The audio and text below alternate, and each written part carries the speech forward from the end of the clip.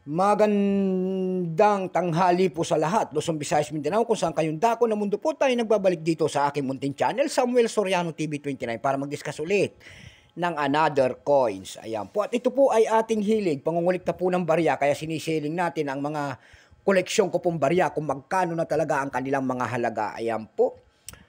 Magandang tanghali po sa aking mga subscriber and Merry Christmas. Ayan, sa inyong lahat po. Thank you so much sa aking mga subscriber. Ayan, Merry Christmas po sa lahat ng kolektor at numismatis at mga senior citizen dyan. Ayan, Merry Christmas sa inyong lahat. Merry Christmas din po sa nanonood doon sa aking FB page, Samuel Soriano po. Ayan, pakikipalo lang sana ako doon sa aking FB page. Follow naman nyo po ako doon. Ayan, at Merry Christmas po sa lahat. Yun namang hindi pa po nakapag-subscribe dito sa aking YouTube channel at gusto nyo ang ganito mga topic po about coins. Ayan, anyayaan ko sana kayo. Pindutin sana. Makikisuyo sana at malaking tulong na yan dito sa aking YouTube channel ang inyong gagawin tulad ng pagpindot ng ating subscribe button, like and share. Ang pag-usapan po natin ngayon ay pera po ng BSP. 1 peso po, ayan, frosted coins. 2015 frosted.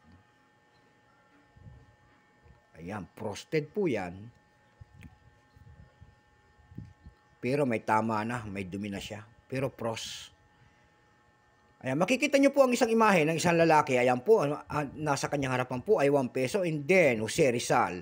And then year, 2015. And then mint mark, and then Republika ng Pilipinas. Pagkatalikod po, makikita ho natin ang year 1993, ang pagtatag ng ating Bangko Sentral. And then, Catwheel po, dyan po bumabase ang ating mga kolektor kung ano reverse o die, ang isang coins.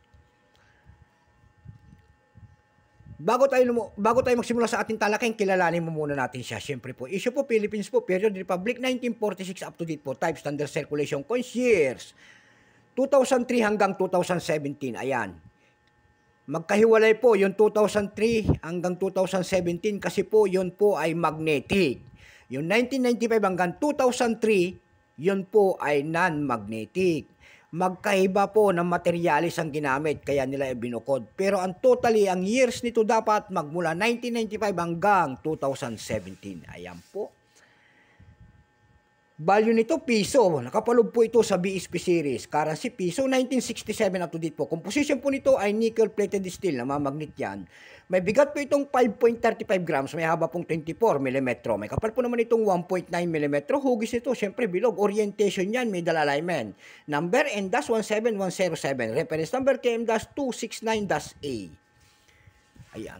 Ito pong year 2015, tatlong variety po ang inilabas. Ayan.